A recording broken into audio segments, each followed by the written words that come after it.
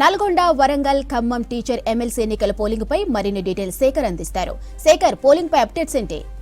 మాధురి, ఉమ్మడి నల్గొండ, ఖమ్మం, వరంగల్ ఉపాధ్యాయ ఎమ్మెల్సీ ఎన్నికలకు సంబంధించి ఓటింగ్ ప్రక్రియ ముగిసింది. సాయంత్రం 4 గంటలకు, అంటే ఇప్పుడు ముగిసిన తర్వాత వెంటనే అటు ఎలక్షన్ అధికారులు కావచ్చు, అదేవిధంగా ఏజెంట్ల ముందే బాక్సులను మొత్తం కూడా సీజ్ చేస్తున్నారు. మొత్తం కూడా ఉమ్మడి నల్గొండ, ఖమ్మం, వరంగల్ జిల్లాకు సంబంధించి 25,795 మంది ఓటర్లు ఉన్నారు. దీంట్లో మొత్తం కూడా 28,000 బ్యాలెట్ పత్రాలు, అదేవిధంగా 18,998 బ్యాలెట్ బాక్సులను సిద్ధం చేశారు. దీనికి సంబంధించి ఇప్పుడు బ్యాలెట్ బాక్సులకు సంబంధించి కూడా మొత్తం సీజ్ చేసి ఎక్కడైతే స్ట్రాంగ్ రూమ్ ఉంటుందో స్ట్రాంగ్ రూమ్కు తరలించే ప్రయత్నం చేస్తున్నారు. ఈ స్ట్రాంగ్ రూమ్కు తరలించేటప్పుడు వాహనాలకు GPS పెట్టడంతో పాటు అదేవిధంగా పోలీస్ బందోబస్తు ద్వారా వీటన్నిటిని కూడా నల్గొండలోని ఆర్జాలబాయి గోదాం దగ్గరికి తరలిస్తారు. ఉదయం నుంచి ఇప్పటి వరకు ఉదయం 8 గంటలకు పోలింగ్ ప్రక్రియ ప్రారంభమైంది. ఈ పోలింగ్కు సంబంధించి సాయంత్రం 4 గంటల వరకు 90% పెరిగింది. అంటే గతంతో పోలిస్తే ఈసారి కొంత పర్సెంటేజ్ పెరిగిందని చెప్పుకోవచ్చు. మరోవైపు ఉపాధ్యాయులకు సంబంధించి ప్రతి ఓటు కూడా చాలా కీలకంగా తీసుకున్నారు. దానిలో భాగంగా 19 మంది అభ్యర్థులు పోటీలో ఉన్నారు. వాళ్ళందరూ కూడా ప్రతి ఓటర్ని కూడా రప్పించే ప్రయత్నం చేశారు. అటు మరోవైపు అధికారులు కూడా అటు ఓటర్లకు ఎలాంటి ఇబ్బంది కాకుండా వాళ్లకు ఇక్కడ పోలింగ్ బూత్ల వద్ద కూడా కనీస సౌకర్యాలు కల్పించే పనిలో ఉన్నారని చెప్పుకోవచ్చు. మరోవైపు ఈ ఎన్నికలకు సంబంధించి అధికారులు అటు పోలింగ్కు సంబంధించి అభ్యర్థులు ఎంత సీరియస్గా తీసుకున్నారు, అధికార యంత్రాంగం కూడా ఈ ఎన్నికలు సజావుగా జరిగే విధంగా అంతే సీరియస్గా తీసుకున్నది. ఎప్పటికప్పుడు ఉదయం నుంచి కూడా మానిటరింగ్ చేస్తున్నారు. ఎలాంటి ఇబ్బంది కాకుండా అటు పోలీసులు, అదేవిధంగా ఎన్నికల రిటర్నింగ్ అధికారులు, ఎన్నికలకు సంబంధించిన అధికార యంత్రాంగం ఎప్పటికప్పుడు మానిటరింగ్ చేస్తుంది. ఖమ్మంలో తప్ప ఇంకా ఎలాంటి ఫిర్యాదులు లేవని చెప్పేసి ఇప్పటికే ఎన్నికల రిటర్నింగ్ అధికారి ఇలా త్రిపాఠి కూడా చెప్పుకొచ్చారు. ఖమ్మంలో ఫ్లెక్సీకి సంబంధించి ఒక చిన్న వివాదం కొద్దిసేపు జరిగింది. ఆ వివాదానికి సంబంధించి కూడా విచారణ సాగిస్తాం, ఎన్నికల కమిషన్కి కూడా ఆ విషయాన్ని చెప్పామని చెప్పేసి కూడా చెప్పుకొచ్చారు. ఓవరాల్గా చూస్తే ఎక్కడ కూడా ఎలాంటి అవాంఛనీయ ఘటనలు చోటు చేసుకోకుండా ప్రశాంతమైన వాతావరణంలో ఈ ఎన్నికలకు సంబంధించి అయితే ముగిసింది.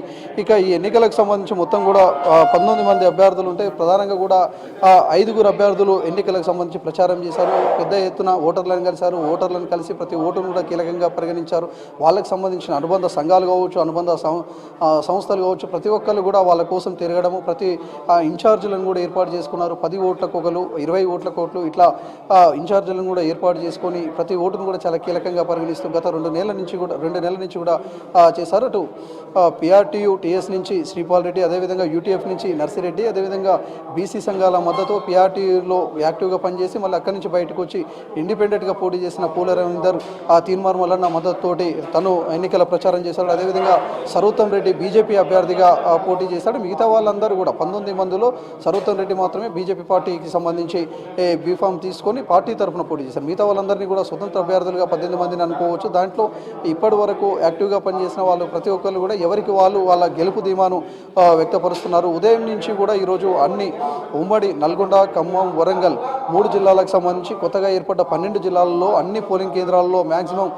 అభ్యర్థులకు సంబంధించిన కుటుంబ సభ్యులు, అదేవిధంగా వాళ్ళకి సంబంధించిన యూనియన్ లీడర్లు, ఏజెంట్లకు సంబంధించి కూడా ఎప్పటికప్పుడు తిరుగుతూ ఉన్నారు. మరోవైపు ప్రతి పోలింగ్ స్టేషన్ వద్ద పోలీసులు కూడా ఎలాంటి ఇబ్బంది కాకుండా 200 మీటర్ల అవతలనే వాళ్ళు ఉండే విధంగా ఎన్నికల ప్రచారం చేసుకునే విధంగా ఏర్పాటు చేశారు. 144 సెక్షన్ అమలు చేయడంతో పాటు ఎక్కడ ఎలాంటి ఇబ్బంది కాకుండా సజావుగా అయితే జరిగింది. అయితే ఇప్పుడు ఈ బాక్సులకు సంబంధించి కూడా ఒకసారి చూస్తే మొత్తం కూడా ఇటు ఖమ్మం కావచ్చు, అదేవిధంగా వరంగల్కి సంబంధించిన ములుగు ఈ జిల్లాలకు సంబంధించి కావచ్చు, దూర ప్రాంతాల్లో ఉన్న బాక్సులన్నీ కూడా ఇక్కడికి నల్గొండ స్ట్రాంగ్ రూమ్కు చేరుకోవాలి అని అంటే రాత్రి 3 గంటల నుంచి రాత్రి తెల్లవారుజాము అయ్యే అవకాశం ఉంది. ఆ బాక్సులన్నిటిని కూడా పోలీసు బందోబస్తు ద్వారా జాగ్రత్తగా స్ట్రాంగ్ రూమ్లోకి తీసుకువచ్చి స్ట్రాంగ్ రూమ్లో కూడా అభ్యర్థులు లేకపోతే వాళ్ళకి తరపున ఉన్న ఏజెంట్లు వాళ్ళ ముందే స్ట్రాంగ్ రూమ్ని సీజ్ చేస్తారు. సీజ్ చేసి మళ్ళీ 3వ తేదీ కౌంటింగ్ ప్రక్రియకు సంబంధించి ఓపెన్ చేస్తారు. అప్పటి వరకు కూడా 3 అంచెల భద్రతను ఏర్పాటు చేస్తూ ఉంటారు. సెంట్రల్ ఫోర్స్తో పాటు స్టేట్ ఫోర్స్ బెటాలియన్ సంబంధించిన పోలీసులు అక్కడ కాపలాగా ఉంటారు 3 అంచెల భద్రతగా. ఈ ఎన్నికలకు సంబంధించి మాత్రం అటు ఓవరాల్గా చూస్తే మాత్రం ఈ ఎవరికి వాళ్ళైతే గెలుపుకు సంబంధించి చాలా ధీమాగా కనిపిస్తున్నారు.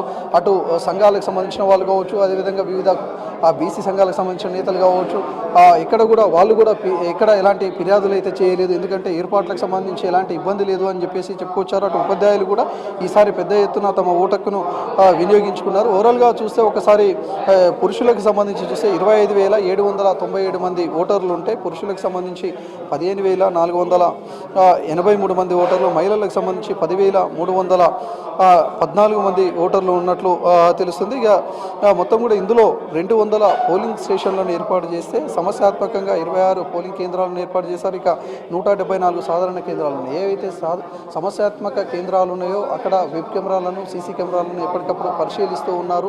అదేవిధంగా ఎలాంటి ఇబ్బంది కాకుండా మానిటరింగ్ చేస్తూ ఉన్నారు.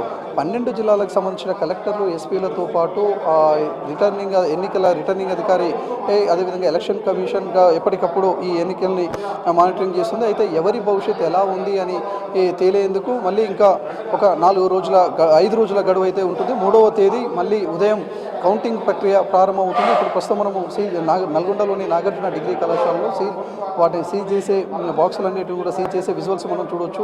ఎన్నికల అధికారులు, పీఓలు కావచ్చు, వాళ్ళందరూ కూడా ఇక్కడ సీజ్ చేసి ఈ బాక్సులన్నిటిని కూడా మళ్ళీ తీసుకెళ్తూ ఉంటారు. పీఓకు సంబంధించి కూడా వాళ్ళకు ఒక ఇన్స్ట్రక్షన్స్ ఉంటాయి. ఆ ఇన్స్ట్రక్షన్స్ని పాటిస్తూ ముందుకు పోతారు. ఒకసారి మాట్లాడదాం సార్, ఇవి ఎట్లా తీసుకెళ్తూ ఉంటారు? ఇది వచ్చేసేసి ఇప్పుడు మనకు విత్ ఎస్కార్ట్స్ తోటి తీసుకెళ్తాం మనం. ఇప్పుడు ఈ ఇన్స్ట్రక్షన్స్ ఎట్లుంటాయి సార్? మా ఇన్స్ట్రక్షన్స్ అంటే ఇప్పుడు మనకు ఎస్కార్ట్ వెహికల్ వస్తుంది. ఆ వెహికల్ రాగానే మేము బ్యాలెట్ బాక్స్ ఇవన్నీ తీసుకొని ఆ వెహికల్ ఎక్కుతాం. ముందు ఎస్కార్ట్ ఉంటుంది, తర్వాత మేము ఫాలో అవుతుంటాం. అంటే మా సెక్టర్ ఆఫీసర్ మేము అంతా కలిసి మళ్ళీ గోడౌన్ దగ్గరికి వెళ్తాం, రిసెప్షన్ సెంటర్కి వెళ్తాం. విధుల్లో ఉన్న సిబ్బంది మొత్తం కూడా మళ్ళీ పోవాల్సిందే. ఇప్పుడు ఎవరైతే నిన్న ఇక్కడికి ఎవరైతే వచ్చారో మేమంతా మళ్ళీ రిసెప్షన్ సెంటర్కి వెళ్ళాల్సి వస్తుంది. చూడొచ్చు, ఎవరైతే సిబ్బంది ఉన్నారో అన్ని 200 పోలింగ్ కేంద్రాలకు సంబంధించిన సిబ్బంది మళ్ళీ ఎక్కడైతే సామాగ్రి తీసుకున్నారో అక్కడికి వెళ్ళి వాళ్ళు అక్కడ